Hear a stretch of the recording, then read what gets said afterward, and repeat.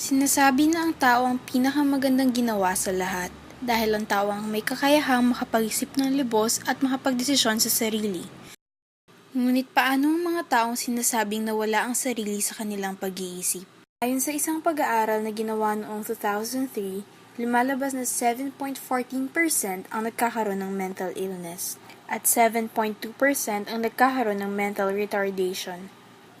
Sinasabi na ito ay ang pangatlong mental sickness na hinaharap ng Pilipinas. Dito sa isang bayan sa Rizal, nakilala namin ang isang babae na itago na natin sa pangalan na Jane at ang kanyang ina. Sa katunayan niyan, madami na ikwento si Jane sa amin.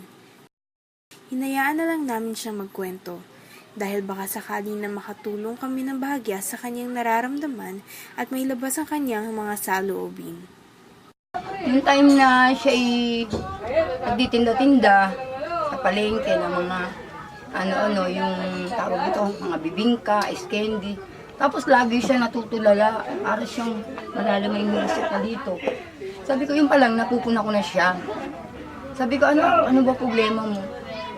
Binubugbog ka ng asawa mo? Hindi, nanay. Tapos yung time na yun, medyo, tinda siya ng tinda, tapos natutulala siya, tapos hindi nakakaubos ang paninda niya. Tapos sabi ni ma'am, talaga gano'n anak mo. Ma'am, nung time mo natitinda po sa inyo ng ice candy, maayos naman siya Tapos, pagkatapos siya, naiba na ang posisyon niya, parang iba na ang templado ng katawan niya, yung pagsasalita niya, para bang nanlilisik na ang mata niya. Yung bang para siyang wala na sa kondisyon, wala na siya sa sarili, Ganun ang umpisa nun. Aawa lang naman po ako sa kanya. Kasi simula nung naghiwalay sila, nagulo yung buhay niya. Na parang napabayaan niya yung mga anak niya, ganun.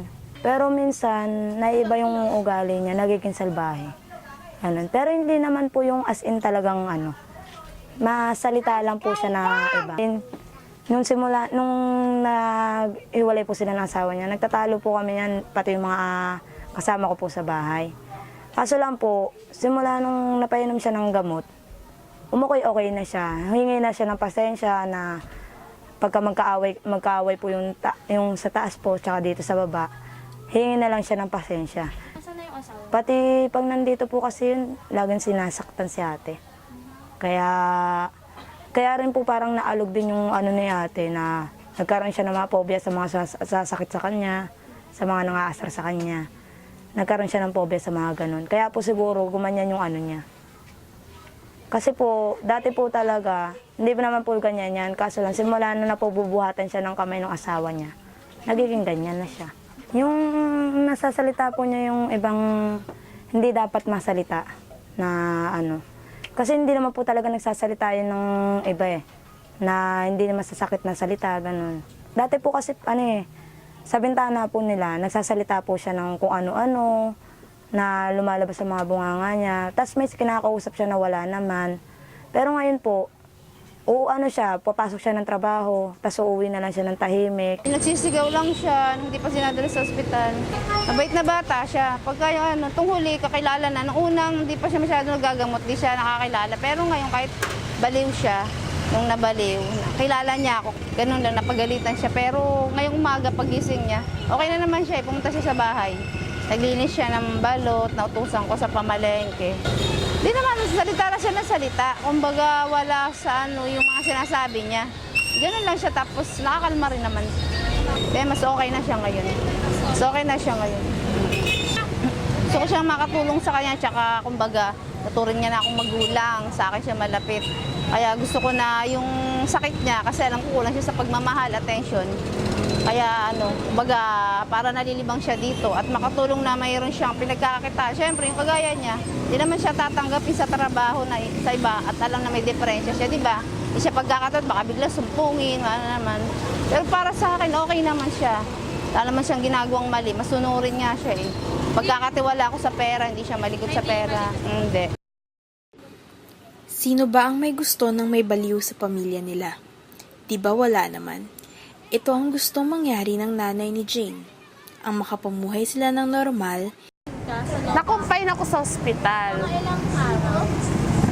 Baka mga 1 linggo lang ako. Pinahinga ako, pina-strip ako, pinatulog, pinainom ng gamot. Pero tinurukan ako ng karayom dahil kasi kinuwanan yung ano ko, kung baka raw ako nag-iinom, baka daw ako nagda-drugs. Yun, dinala ako, naiilang ako. Ayoko talaga magpadala dahil sabi ko, bakit ako dadalhin? Dahil ako, kasi naano na nila na baka maano na pumasok ng hangin ng ano ko, isipan ko. Maganon na raw ako, kaya tuloy naagapan akong saksakan na ako. Turukan, painumin ng gamot. Takot na takot ako magpadala. Sabi ko, ayoko makulong. Buti na lang naroon nanay ko, binantayan ako. Kinukulong. Pero iyak ako lang iyak. Iyak ako lang iyak dahil naisip ko yung mga anak ko. Sabi ko sila mag-alaga sa akin, huwag niyo ako kulong dito. Hindi raw, hindi ako daw makakagraduate, tuloy-tuloy daw. Ganun pala yung pagkano. Kasi maaari daw umulit kasi nga gawang hindi mo masasabi mga problema dumarating sa akin, nakakarating sa akin. O, sinasabi ko, yun nasabi, wag ko daw sa sarili. Kailangan makipagkwentuhan ako, regular na buwan-buwan. Oo, dinadala. Nasa card ko yun. Pero naging positive naman ko. Oo, okay na.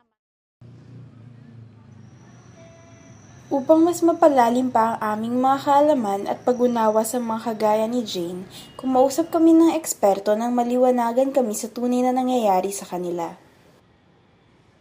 From the time your parents conceive you, doon na nag-start yun. From the delivery of the mother, how you were brought up, the conflicts, do you have a supportive parents, financial, psychological, everything. That will affect every person. Ang factor lang yun. Isang factor pa lang yun. May iba pa. There are also biological factors. Kung may lahi ka na talaga yan, yun ang isang factor mo doon. Sige to. Actually, it's a, parang final common pathway ito. Maraming factors. So, hindi dahil high risk ka, means magkakaroon ka na. We cannot just kasi diagnose someone based sa, ito kasi yung binigay niya eh. Kailangan mag-dig kami deeper. Pero if ever naalog, it doesn't mean naalog lang na onte, pwede na magkaroon.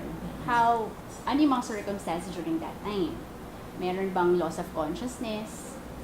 Meron bang bleeding, nausea, vomiting, other factors. So it's very difficult for us to say something na based dun lang sa sinabi mong dalawa.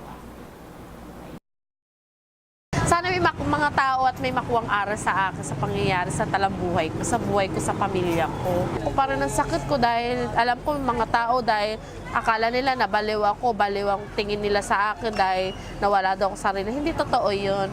Basta lalabanan ko pa rin ang sakit ko para tapusin yung bagay na gamot na ipapainom nila sa akin.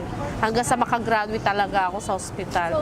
May baliw ba nagtitinda? May baliw ba inaasa? May baliw ba pinupunta sa bahay? May baliw ba pinagtatrabahuan tindera?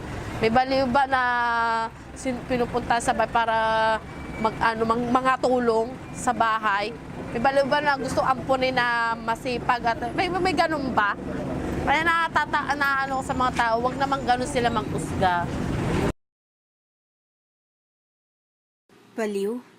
Hindi sila baliw. Tao din sila at hindi dapat husgahan. May malalim na pinag-uugatan kung bakit sila nagkakaganyan.